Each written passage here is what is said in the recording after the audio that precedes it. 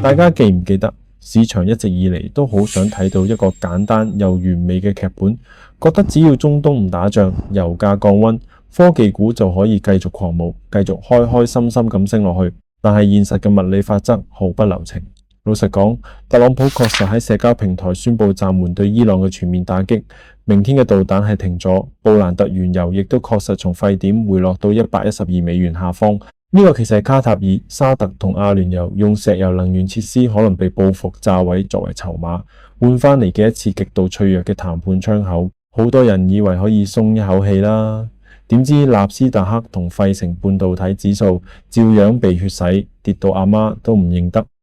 節目開始之前，照舊要同大家講，本節目內容純屬個人觀點分享，並唔構成任何投資建議。投資涉及風險，大家投資前記得要獨立思考。當然，最重要嘅係，如果你覺得我嘅分析對你有幫助，就記得 comment、like 同 share， 再訂閱我哋嘅頻道，咁就唔會錯過我哋嘅深度市場分析啦。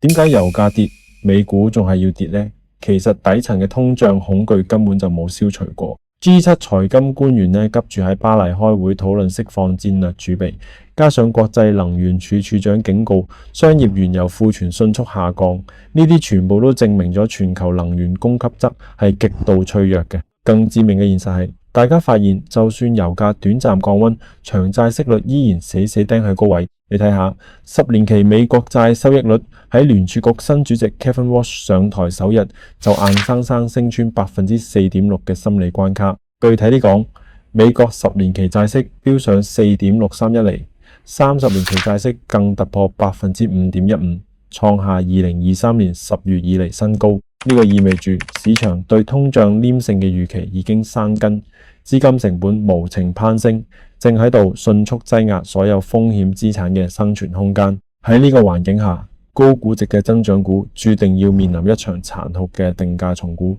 呢場係一場由冇風險利率飆升引發嘅估值屠殺。過去一個月，市場展現出無視宏觀重力嘅狂熱。數據清楚顯示，納指目前交出咗年化高達 45% 嘅驚人預期回報率，而同時10年期美債收益率面臨上行80個基點嘅壓力，股價同利率齊漲，完全違背咗傳統嘅現金流折現模型。大家唔好呃自己，呢個絕對唔係咩新常態，而係群體貪婪蒙蔽理智嘅末期症狀，完美復刻咗1999年科技泡沫破裂前夕嘅幻覺。當估值擴張脫離咗利率環境嘅束縛，市場結構就會變得極度脆弱。與此同時，另一個極端異象發生緊，就係投資級公司債利差竟然對基準利率嘅飆升毫無反應。兩者嘅相關性喺伊朗戰爭爆發後直接降至零軸。資金喺極端地緣恐慌下，寧願緊抱高評級企業強健嘅資產負債表，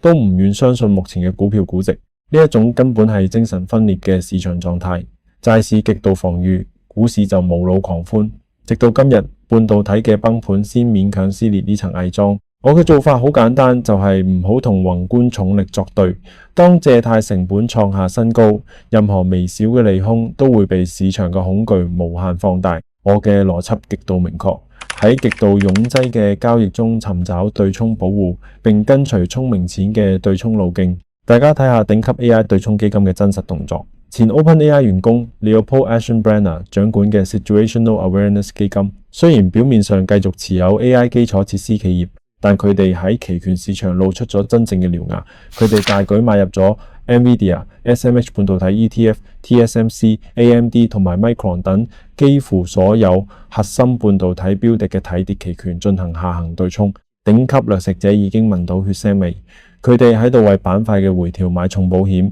呢個時候，如果散戶仲去無腦接盤做多，就係用自己嘅本金俾呢啲大鱷提供退出嘅流動性。再睇翻尋日個市，納指走跌，費城半導體指數重挫逾 2%， 科技股成為咗提款機。硬碟製造商希字一句新建工廠耗時過長，直接點燃產能擴張不及預期嘅恐慌，搞到股價狂瀉近 7%。呢個引發咗連鎖反應， Micron 大跌 6%，SanDisk 都跌超 5%。 如果你基於第二層次思維去拆解呢個暴跌邏輯，多方共識一直以為 AI 需求爆炸，產能不足就代表產品價格會繼續飆升，企業利潤率會擴大。但係殘酷嘅現實係，當一個板塊嘅估值被拉升到完美極致，市盈率已經透支未來3年，任何現實世界中嘅物理摩擦力，好似建廠延遲、資本開支，因為高利率變得極度昂貴，供應鏈斷裂，都會瞬間摧毀支撐高估值嘅成長預期。市場即刻意識到，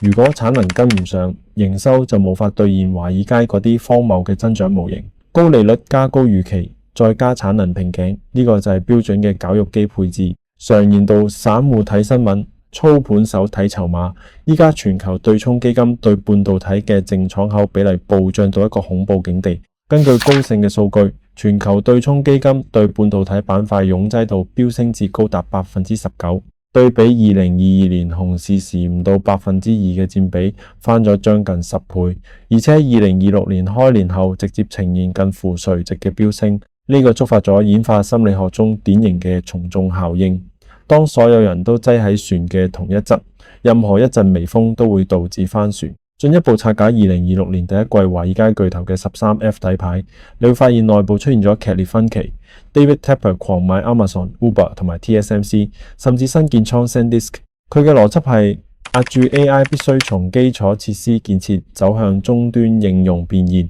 同時緊抱 TSMC 呢種具備絕對定價權嘅代工壟斷者。另一邊廂，Lone Pine 作為2025年頂級贏家，動作異常果斷，直接清倉 Amazon、Broadcom 同埋 Microsoft， 轉身買入 Teradyne 同埋 Corning。佢哋撤出最擁擠、市值最大嘅巨頭，尋找估值相對安全、處於供應鏈次級節點嘅標的，係典型嘅防禦性降維打擊。至於利樂就展現咗絕對冷靜，重倉 Google 同埋中概股拼多多，買入 Crocs、Moody's、S&P Global， 並大幅減持高達 71% 嘅美國銀行。喺利率狂飆當下，佢選擇具備強大護城河、極高定價權同埋穩定現金流嘅評級機構與消費品，徹底遠離硬件估值泡沫。呢啲百億資金嘅分歧，恰恰說明 AI 交易已經進入咗全量博弈與分化廝殺嘅下半場。將目光轉向全球宏觀視野，望下亞洲，你會見到人性貪婪點樣被槓桿放大到毀滅邊緣。